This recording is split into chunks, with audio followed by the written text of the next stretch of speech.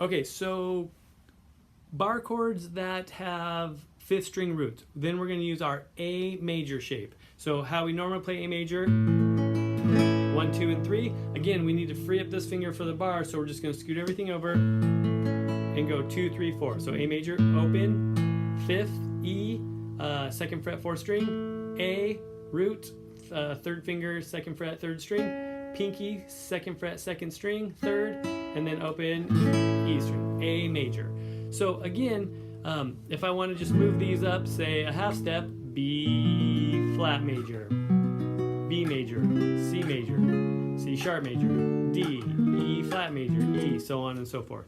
So let's talk about the modifications first. So here's an A major. Now, these aren't quite as eloquent as the E major ones, but they're fairly straightforward. They're just not as straightforward. So what I'm going to do here is this. To play the dominant 7, I need to make the tonic go to the minor 7th or flat 7th. So I need to make that A go to G. But when I do that, what I do is I re-fret that with the 3rd finger. So instead of having 2, 3, 4, instead of playing 2 and 4 and just removing this, I'm going to switch this out, and you'll see why we do that in a second. So I have A major, and then I take the 3rd string out and replace the 2nd string, 2nd finger, excuse me.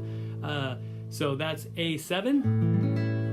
And then now to go to minor, what I do is I follow with the pinky and then put my 2nd finger down on the C natural, just like an A minor shape, but again, without the 1st finger. So there's minor, and then if I take the pinky out again, there's the G natural, A minor 7th. So let me show you this up close.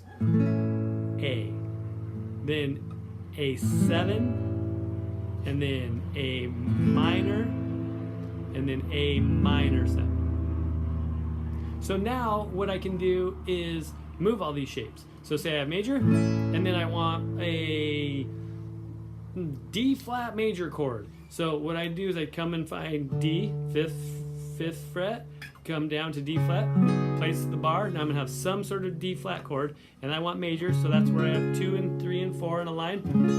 D flat major. If I want a D flat minor 7. If I was in G flat major, I wanted a D flat diminished chord. Then I play this and then resolve that to there, so on and so forth. So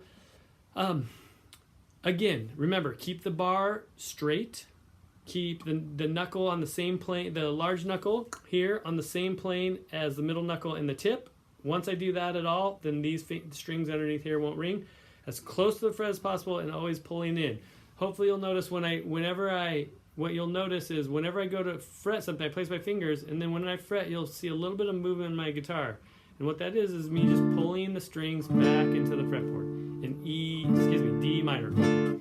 So, again, say we're talking about G major chords. So now we have G, then A. Now I can play this. Here's my B and my minor shape. So it's just like the A minor shape. I'm just going to slide it up a half step and place the bar.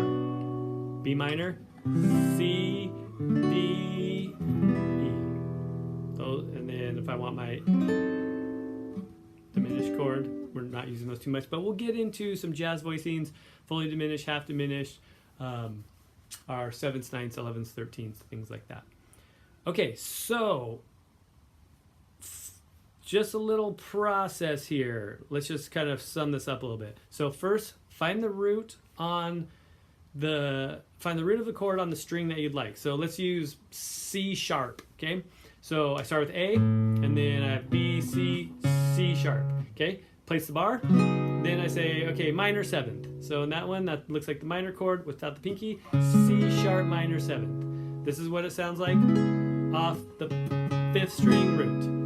C sharp minor 7, if I did it this way, F, G, A, B, C sharp, then I'm going to have some sort of C sharp, and then minor 7 looks like this. So what I'll notice is, listen to these chords. Here. Now if I do it here, excuse me, C sharp. Same exact voicing, except for now on the 6th string, I have this tonic up high. So I'm going to have the G sharp, the 5th on the top of this chord, and then an extra root, 3 roots. excuse me. I won't have 3 roots in there because the 7th's in there, but I'll have an extra octave up high there. So that is bar chords in a nutshell. So what I want you to start practicing is finding the bar chords that lie in the keys that we've already looked at. So in C, we don't need any. In F, we can even use the F chord here. So 1, 2, 3, and my 4 chord, 5, and 6. So I'm gonna have an F, major 1, then I'm gonna have a 2, I slide it up 2 frets, take this way to make it minor. My 3 chord is A minor, then I have a B flat major chord, which is again the bar. Here's the B flat, here's the bar, there's the A major shape right there. Then 5, 6. Okay. In G major, I have 1, 2, 3. And one thing you might start, we've talked a lot about this like transition and finding the easiest shape to move into to maybe like facilitate an easier transition out of. So one thing you might consider doing is this. When I'm in G, and then I know I'm gonna go A minor, and then B, I might go this way as opposed to having to use the first finger. I might refret my A minor so I can slide into that a little more easily. And you'll see these, you'll see this a lot of times. You might use, if I'm in D and I have a 2 chord and I need to go to a 4 chord, I might play that E minor that way and play the bar. I don't have to always use the open chords either now. So you could play all these chords barred if you'd like. So if I want to practice going, okay, C major, there's my 1 chord, there's my 2 chord, and then maybe I go 3 chord. Now I'm going to go switch over to here so I don't have to get too high up that way. 5 chord, dominant, 6 chord, deceptive cadence. So we'll do a lot of these. We'll do a lot of exercises using bars, and we'll start to use the styles more when we start playing more kind of rock and blues and jazz. We use these voicings a lot more. So right now, I would just start to use them in the keys, maybe F, G, D, and those keys that we've looked at to fill in those chords that were kind of the parenthetical chords so far. Okay, the last video, I'll do notes of the 5th string, and then I think we should be good for now.